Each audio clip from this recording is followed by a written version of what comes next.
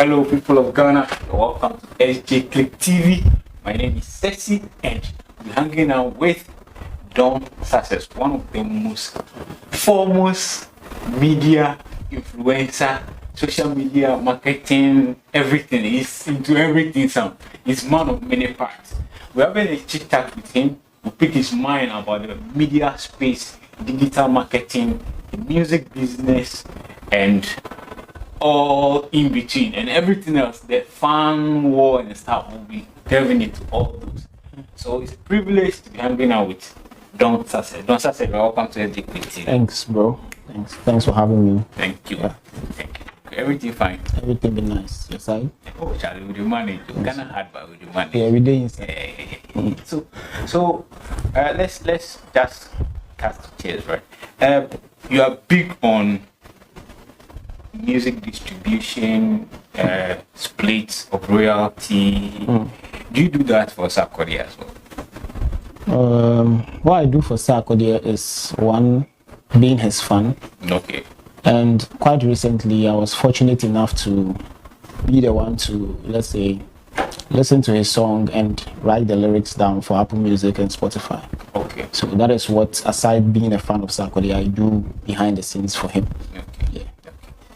But instead of you being just the fan of Sarkodie, you describe yourself as a troublesome fan of Sarkodie. What does the word troublesome fan of Sarkodie mean? So he called me that. I didn't give that to myself.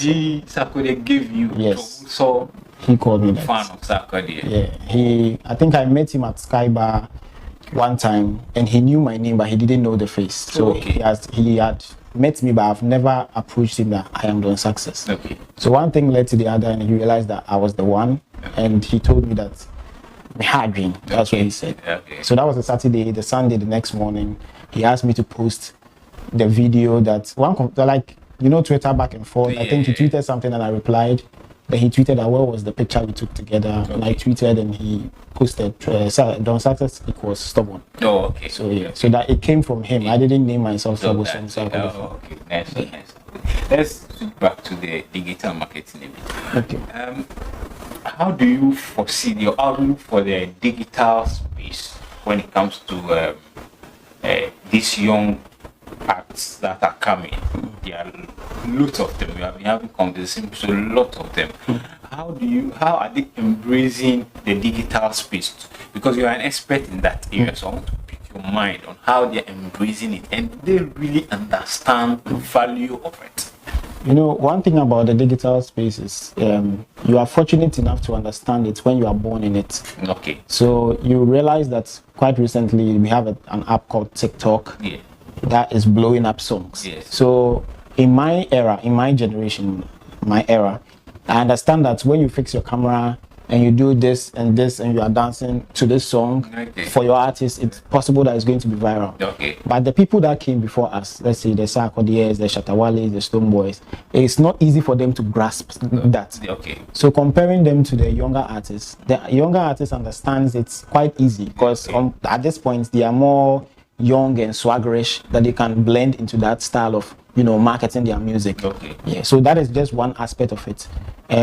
We can decide to talk about other digital marketing strategies that artists need to put in place before they can put a song out or market it properly.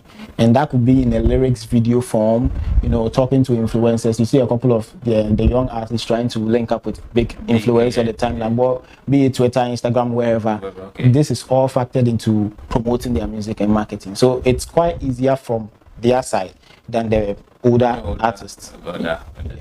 So do you feel so that means that there's a bit of generational gap, as they call it these days, the Gen Zs and the millennials. Yeah. So that means that the millennial is big backward and then okay. So do you also, I want to when it comes to TikTok, Twitter, Spotify, do they understand the reason? Actually, I want to know whether the millennials, whether they understand TikTok is for video, maybe Spotify is for music. Can they differentiate between? Yeah, they do. Well, I think what I say, you don't understand. You see, let's with the music side. TikTok, you mentioned another app, which Twitter. Yeah, Twitter. Okay, so TikTok, Twitter, Spotify. Spotify is in the leagues with Apple Music, Boomplay, Audiomack. Those are DSPs, digital streaming platforms. Okay. So that is where the artists put their song for their fans to listen to so that they can get money. Okay. Quite recently, TikTok became also a distribution platform because the song is being sent there as a store. Okay. But aside it being a digital streaming platform, which is TikTok, it's also a social media platform like Twitter, Instagram. So it's like a medium for you to sell the song to them, not to get money from it, to market it. Okay. Yes. So it's a marketing to Instagram, Facebook, YouTube. YouTube is a digital streaming platform as well, but they understand it. They understand that TikTok has a way. They do this challenge. They put this video here. Okay. So when I want my fans to listen to my music, this is where I need to put it, which is Spotify, Apple Music. So they understand it, but it's blending with the thing that is the problem with some of them. Yeah. So they understand. Okay. Recently, one of the gospel, the name escaped me. He made mention of the fact that at the time they were not aware that YouTube pays, and what they also didn't know is that you need to meet certain criteria to get paid on YouTube. So a friend of his met him in school. I saw your music on YouTube, so that means you're making a lot of money. Then he went and attacked his, one of his money. So we are making this amount of money from YouTube, and you haven't given me anything. And then so we haven't monetized. So here, do you think the management team? They how would I say, like, they didn't live up to their work. They should have monitored since they realized that the streams are coming, people are watching, there's more subscription. For somebody to approach that gospel musician and say, that means you are making money, that means the person had a lot of numbers. You understand? Exactly.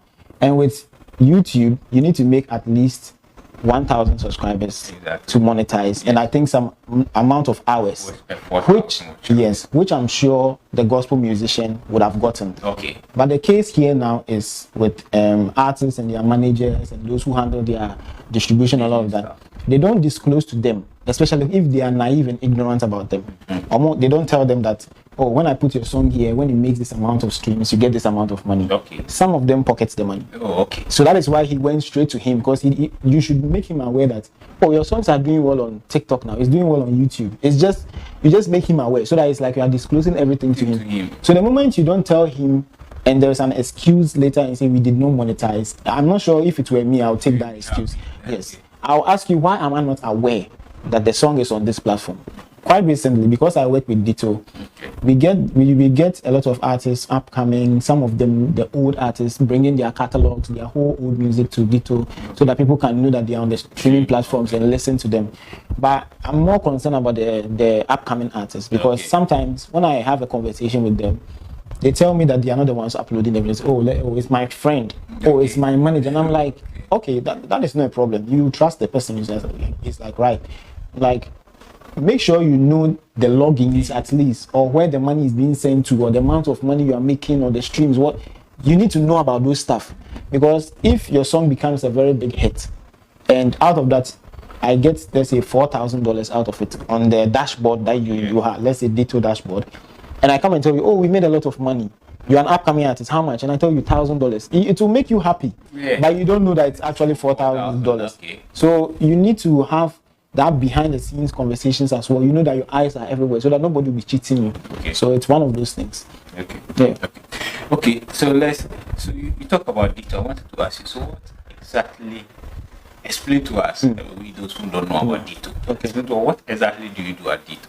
Like, and what that Ditto really does to artists and young creatives. Okay, so Ditto is basically an independent distribution platform. Okay. So when I say distribution, they are the middle people to collect music from artists and send them to the stores. Okay.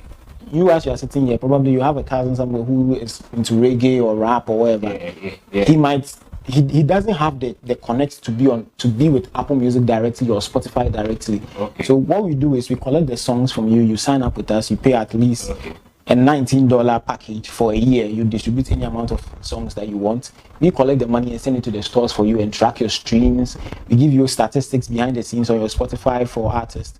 We make you aware that, oh, your songs are being played or are being listened in Germany or Spain or UK or wherever. We give you those stats. Okay. Aside that, we give you the money as well. Yes, so that is what Ditto does. Yeah. What I do with at Ditto is content and customer support and social media. Okay. So these are the three things. I help artists upload their music. I help them, put it well, be it the artwork, the metadata, the lyrics, what sound quality they need to put in, and all of that. I help them with that. Customer service, if they have an issue with their distribution, maybe the song dropped and it was not on their profile, we have those issues. I help them fix that. And also social media, I make sure that people are aware of some of the things that comes with D2. I put it out on our social media platforms. Yeah. Good. That's nice. So all you out there, young artists, Don Success is there. If you have any, if you're in 2 months, just hit him up. It's on Twitter. He'll fix you up. Sure. Right. Well, let's dive into this. Occupied the lobby house. Okay. It was a big demonstration, I think, for almost 2 days, 3 days. I think it's 3 days. Yes. And your favorite musician was called Snake Kanyami was there. He specifically tweeted about him back and forth. And I know you and Snake are good friends. Yeah. How do you feel when those conversations were all over on social media? Sarkodie, this, that, how? When the whole demo was happening, he made a lot of tweets on his timeline. Yeah. And I was one of the very few people to tweet and tag him that this is a demo happening and it's, for the youth, we need to protest. Things are not going well. We are laying bare our grievances. And out of the many people that were bashing and asking him questions, he only quoted 2 people and I was one of them. Yeah. And he was asking when the next one was going to happen. Okay. And anything to support, he'll be there. Okay. You understand? So let's put that aside. The whole demo, from my point of view, I wanted it to be like a watchdog committee. Okay. Devoid of politics. MPP and this, we don't give a hoot. Yeah, that's it. Whatever happens, when NDC comes to power, we'll be able to correct them and ask them what is happening. Why is this money sent here when it should be sent here? Okay. When MPP comes, the same thing. Devoid of politics. That is what I wanted. So now the whole idea behind it swifted a little when we started. I know that some of these celebrities should stand in for us and be a voice of like a medium where they can amplify our voice. But me, from where I stand, I don't need a shattawale to protest or say something for me to know that me brew or my that I need to stand as a youth when there is time for us to protest or to speak or be non-partisan. I don't need them. That is the thing. So now, during the protest, we had a couple of artists coming. Stonebwoy came, Sinaso came.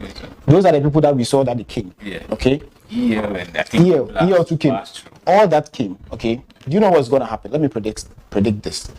They stood in and did a protest during the reign of MPP. Okay. When NDC comes to power and things become worse, watch us who praise them during that protest go against them, that they are not standing behind and they are not standing against NDC as well. Okay. So the whole idea is not about them. Yeah. It's not. They are not the target. Sarkodie, when you ride the music here, he's in his AC chilling. I am the one who probably I don't have a job, or when I say I don't get enough money to do what developments I want. Yeah. So the whole target shouldn't be about them. If they want to join, thank you for joining. If you don't want, go away. Oh, okay. So the whole idea of people canceling artists, saying that we're not going to stream your songs, we're not going to come to your concerts, is their choice. If they don't want to come, that is fine. I can't tell anybody that don't do that. No. But that shouldn't be the motive for the whole Occupy Jubilee thing. Okay. It should be fix the country. Whoever comes there, whoever is in power, when things are not going well, be ready for us to come. That is what we should that is the energy we should give them. Okay. We shouldn't act like they can toy with us, whoever are in power or behind the scenes doing whatever. Because when this happens, that means whoever raises the next person that we need to cancel, or this person during NPP time, he performed on NDC stage and you endorse them. So let's go and cancel him. We shouldn't go to his concert. That means we are being controlled. I don't care about whoever stands in and says they are protesting, they are a celebrity or a musician and my favorite. I really don't care. It's about me because me na me brain yes, man. I understand you. Yeah. So basically that means that what a lot of people at the time, there was a lot of, that particular 3 days, the street of Twitter was busy. Yeah. There were people who claimed that, because he did a song, Nana, so that means he went and take money from them. That's why he doesn't want to partake in the demonstration. And then coupled with the fact that some of the social, as I said, influence was all over Kali J. Everyone. They were all on, even though one of his, I know Kali J is one of Sarkodie's favorite. Sarkodie is one of favorite Kali J's actors in Ghana. Yeah. He was also hitting on him really hard, and I think it got to a time before I think he kind of toned down. Okay. So, do you at that time feel chill? This thing, it is for generality, not for one person. I've never been, when it comes to those topical stuff, I've never been the guy to pick up a call and talk to someone, yo, don't do this, don't tweet this. It's political. It's something that affects everyone. I can't tell you to see if you approach. Okay. No. So what Kali J was doing, that is for him. Okay. Whatever Sneaker did, is for him. The good sides, when it comes, he'll benefit from it. Okay. The only time I call my people and talk to them is when it comes to the entertainment. Be like, oh, yo, you are saying this guy's album is trash. Don't do that. But that stuff, I don't tell anybody to chill. Everybody is responsible for their own actions. If I tweet something and I say something of which I have done and I've suffered for some of them, that is on me.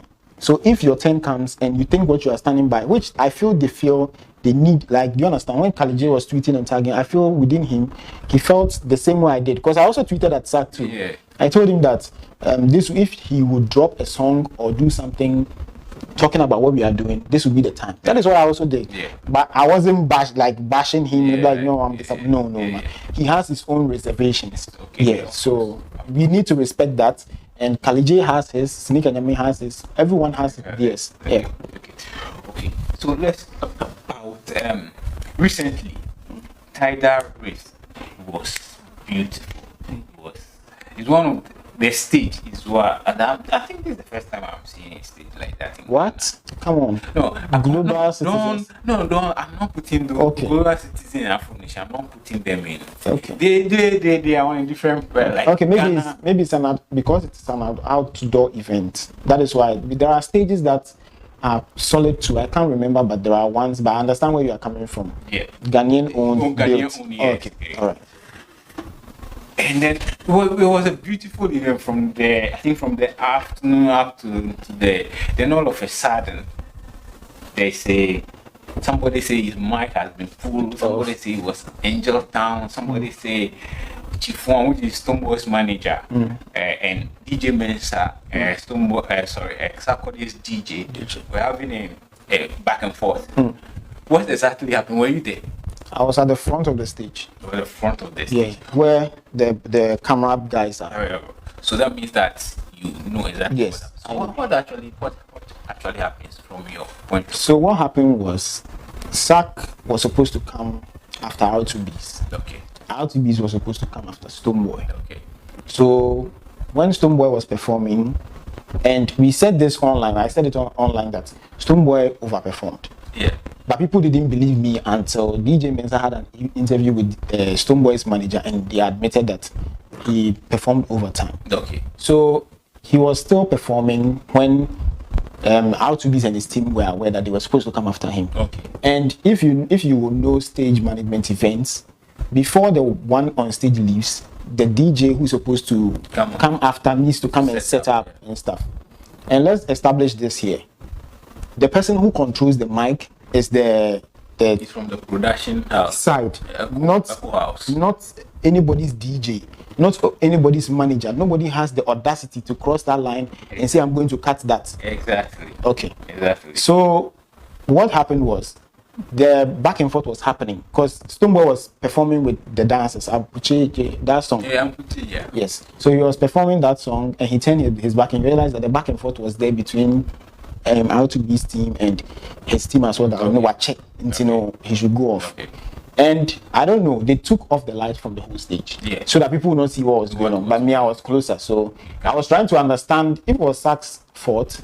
I will not stand anywhere to defend him. Okay. There are times Sark has been wrong, and I watch people bashing because he's a human being. He's not perfect. Yeah. Oh, Realized the case. He was behind the stage, and the studio people, the stage people agreed that since there was a back and forth between Stonebwoy and R2B's people, he should come and perform so that he can sort it out. Then Stonebwoy will leave. Okay. And that is when Angel and Abeku Sarkcess and DJ Mensa came on stage because he had to also set up that moment so that when Sark comes, they perform. Okay. Then all that thing happened and Sark came to perform for like 20 minutes. He was done and he left. Yeah. And I came online and people who were not at the concert were the ones they calling. Oh, I saw a video and it is Angel who was there. He cut the mic and they moved from Angel and they said it was DJ Mensa and it was Sark's team. Then I saw a video from Ghana Web. Okay. They tweeted a video and they said it was Angelo he was the one who went to cut the mic. Do you know what happened? Yeah. Sark came to quote their tweet and told them that they were telling lies and they took the video down. If they were not lying, they would not take it down. That. Okay. So I think it was a whole little. It wasn't a big thing. Yeah. It wasn't a big thing. It wasn't. But you know, social media amplifies a lot of things. Yeah. And after that, after the back and forth that happened there, it came on social media and went on radio. And DJ Mensa had the opportunity to join a call with Stonebwoy's manager, and he asked the Stonebwoy manager that, aside everything that happened, he wants to ask him on air what exactly he did for him to hold his neck. Okay. Like, ask him, I saw a coin, I'm coming to you. What exactly did he do? Stonebwoy's manager didn't answer. You can go back, it's on hits. So I think it was just a little back and forth. Maybe somebody had something that I don't know how to explain it. Like he doesn't. Because you are done performing, and you are supposed to leave for the next person to come. If he comes and you leave, that is all. There is. It's not like the person came to sack you. No. The studio people were the stage people were the ones who took the mic off. I think I think it's maybe so that the sound from behind will not come into the. I mean that's what I think. Which sound? Sometimes because the sound is coming from the backstage. If they don't cut the mic, the sound can come into the. No. The backstage had no mic there, so it will not get into the speakers. I think they cut the mic so that he will know that he needs to stop performing. That was it. What about? Let's talk about social media a little bit. Then we can go. What about Bongo ideas? He have a knack for going at everybody. Whether president, somebody who is bereaved, somebody who is happy, he doesn't know. He no limits. What do you? Is it cloud chasing or he feel that's his style and that's how? I don't want to call it. Yeah, it can be cloud chasing. Yes, because he knows what he's going for and the energy that he's going to get, and he wants it, so it can be cloud chasing. But what Bongo is doing is saying things that you would say in your mind but never come online to tweet about. Okay. Yes, you and I. Yeah. When you see a picture which looks some way, okay, you see it and then that's all. But he will come and tweet what you are thinking about. Okay. But the downside of it is at that expense, you are hurting people's emotions. Okay. You are defaming people. You are telling probably lies about people. Okay. That is what I don't think he cares about. Okay. He feels he's just doing his journalism, criticizing. He says he's paying attention to what people are not paying. That is his style. But I think it would be better if he's solid about some of the things he puts out. Like you have evidence, proper evidence. Because I see him do a whole lot of I don't know how to call it, a thesis statement, make points. He spent this amount of money, did this, and some of them are not true. Okay. But something he's saying because people think that's the truth. That's it. Okay. So that is his style. I just hope it gets him somewhere, because aside the cloud chasing, he's made the decent amount of following for himself. Yeah. So if anything happens, they are expecting Bongo to come and tweet something about it. Yes. Which it's not all bad all the time. Oh yes. He's trying for himself, but I would just advise him that he needs to be careful, because there are people who might not tolerate the things you are doing. Okay. And you can be at home and do your thing when you are done. Because I go on the streets every day, and people see me. Yes. Even with my 42,000 followers. I'm a nobody, I'm no one. But somebody sees me and knows that this is me. So how much more you that you are getting at almost everyone? So, well, that is him. I just hope that he gets what he wants from whatever he's doing. Yeah. Okay, so before we go, I want you to clarify this for me. Okay. So you can confirm on our platform that Kalije is Sarkodie is 100%. Yeah, he's a big fan of Sarkodie. Next one. Let's talk about this. I think a day ago, GEPA, Ghana Export Promotion Authority, the CEO, I think they wanted to do a video about 3 minutes something. Yes, and then they pay 100,000 Ghana says. Then Sarkodie came to tweet that, if you want to talk about video, I mean, that is even because he has done, I think, 30,000 video before, and it's not even up to that even. And I think he came to defend, but I think he had a caveat that if it should be about the price is okay, but people's main focus is one on weightier matters, which of course they don't know. This matter is also weightier. Everybody have his own opinion. Yeah. On weightier matters, he doesn't come to defend, but this one is like defending the lady. Okay. Then the general perception is that the contract have to be outsourced for other vendors to come in and then bid there so they can give. But this one is like they carry it and give it to one person. That's most of the people. That's their concern. Okay. So and then the pedestrian who are on the street, we are talking about the weightier matters and not the weightier matters. So what's your opinion about this? Okay, so when Sark quoted that tweet, he said one part that he doesn't know whether it's true or not. Exactly. One, he doesn't. But two, on the side, he's a creative. He's an artist. Exactly. He shot videos. He's booked flights for the video crew, their gadgets, the venue to which they will shoot, whatever costume, the artist that is coming on board. And he's saying that with that price, I shoot videos of 3 minutes for music videos. And it's sometimes like that or close to that. So it's possible that they spent that money. So he was defending creatives that it's an expensive venture. Yeah, venture. So it wasn't, I don't think it was political. Yeah. Okay, so for the weightier matters, Sark is the guy that, you guys don't realize that he comes to tweet his mind. There's something we call ratio on Twitter. I don't know if you know about it. Yeah. So when you have more quoted tweets than retweets, that means people are bashing. Yeah, okay. When Sark comes to tweet his mind or tweet what he feels is true to himself, sometimes of this sort, he gets a lot of bashing and stuff, but he still comes anyways to tweet. Yes. He has his own reservations. Yeah. I can also go and tweet and say, I expect Sark to tweet about this. Yeah. But that is him. If he's not going to take mine, he's going to do his own thing. Of course. So who gets to decide which is weightier for who?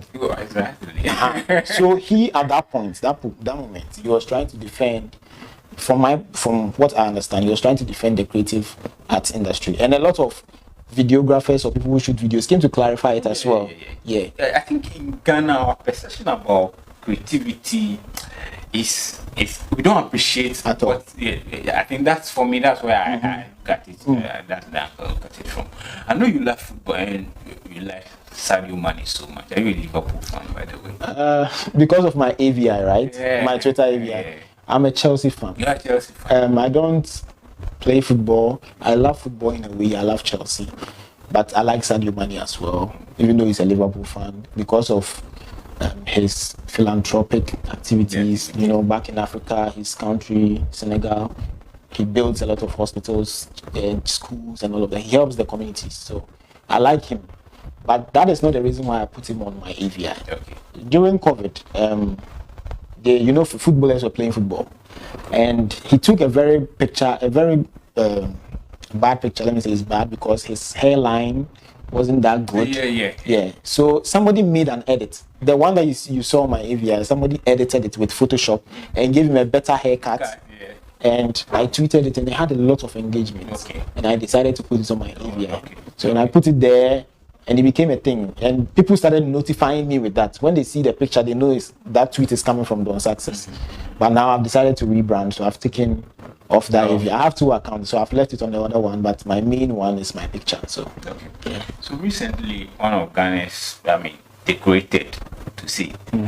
Kodjo Asama and the Juventus, they are in a partnership when it comes out to the Juventus Academy, which is now in Ghana.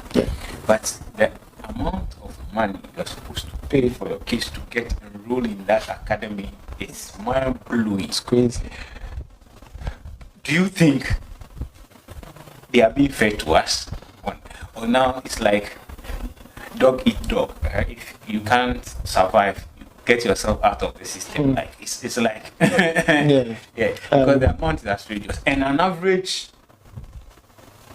guy cannot afford that. Okay, so I'm not a very technical football follower or fan when it comes to these things, but I was following a lot of conversations from one guy on Twitter. He's called Kwame H. Okay. And he tweeted before the whole tweet came about with the price tags, and he tweeted before that they said it was going to be free, and the prices came and he had to go and delete his old tweet. But I think the owner of the whole project, or someone who leads, he's on Twitter. People asked him on Twitter and asked him, you guys said it was going to be free. What is happening? And he made a tweet clarifying that it's going to be free for some needy people. Okay. Yes. So I think they have a whole plan for people who are in the communities, they play football, but they can't afford. So I think they have plans for that, and people who have the money can afford to put their children to the academy. Apia's son, George V.'s son, John Mahama's son, who doesn't even know how to play football. I say, how do you know? Hey, which of his sons? Oh, is it Sheriff? I don't know their names. I think one looks like him. The one that looks like him. Yes. Okay. Sheriff. I've not seen him play, so I don't know. I don't know.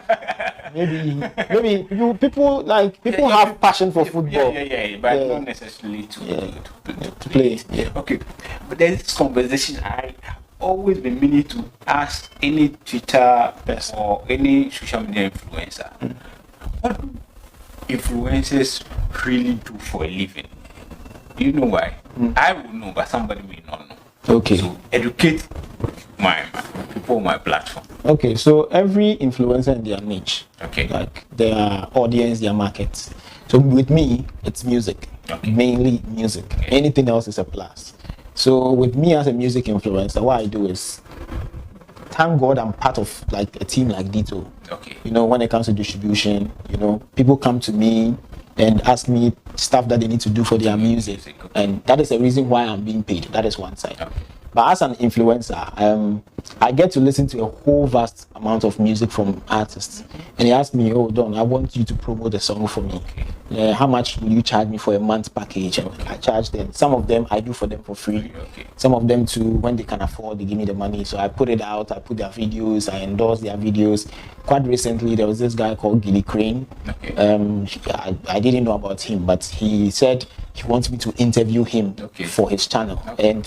And that conversation led to, that is how I made some small money from that side. Okay. So aside the music side, there are influencers who do events. Okay. They are ambassadors. Quite recently, there is this lady on Twitter, she's called Tonya.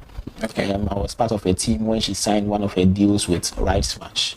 It's a new boat. Yeah, Ride Smash. Yeah. I saw you promote. Yes, so that was one of the influencing bit of that side. So aside the promo that I do on my side, other influencers do promo advertisements for brands.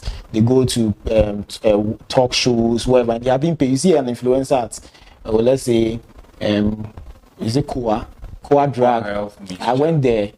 I went there with Sneaker. Kalije was there as well. Yeah. We were all paid to come and sit down and witness the whole unveiling and put it online. So that is what influencers do. Okay. Yeah. Okay. Nice one. there's this recently, there's this music, there's this issue of gatekeepers, musicians, and I think I chance upon a conversation where you are having talking about how gatekeepers in Nigeria seems to be a bit more proactive than it is in Ghana. Yeah. Do you still stand by your conversation? I do. When you look at the Nigerian artists and the Ghanaian artists, the reason why the Nigerians are popping and they are doing, not only because of the gatekeepers, but their gatekeepers, you know, some of them even stay in US to do their plugs. They don't come back to Nigeria. Whenever a Rema, a Davido, a Wizkid, an Olamide is coming to do a show, they make sure that they put them on spotlights, let's say radio, TV. They talk to people, promoters to promote their events and all of that. All those people are gatekeepers. Even influencers are gatekeepers. So quite recently, I made a very simple example with Shattawale, and Shatta dropped a song with Techno, Income, which is one of my very favorite songs recently from him. And he linked up with one of Nigeria's gatekeeper, which is Bankole. And since then, I've seen Shattawale's, not the streams, but the way he puts out his music, how he promotes it, the direction was organized. Okay. And this is something that probably I'll sit behind and say it's because of Bankole that is happening. Okay. But Shattawale himself has come out to even at him and say, Bankole, they are not ready for this. Do you understand? Bankole, they don't know what is next. That kind of thing. So that is a Nigerian gatekeeper trying to direct someone. Channel a particular pathway. Yes. So look at someone like Rema. Recently, he performed somewhere. Is it the Ballon d'Or? Ballon d'Or ceremony. Yes. So aside his song being big and him being everywhere and everybody knows him and stuff, chances are that there is a Nigerian gatekeeper behind the scenes pitching to these people that this guy has the biggest song now. He has like 500 million streams on Spotify.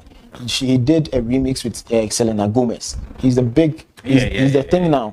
So him performing this song, you know, brings some African feel to the whole auditorium. Since, you know, the Ballon d'Or, we've not done something like this before. So that conversation happens. Okay, sure. Then they pitch him, then he comes to perform. Compare that to the Ghanaian artist who has to do mostly, the gatekeepers are doing some. I'm not saying they are not doing anything. They are. But comparing them to Nigerians, that is why we see Nigerians do more than us. So I think our gatekeepers, we beg them, they should level up for our artists. Because if it goes well for the artists, it goes well for them as well.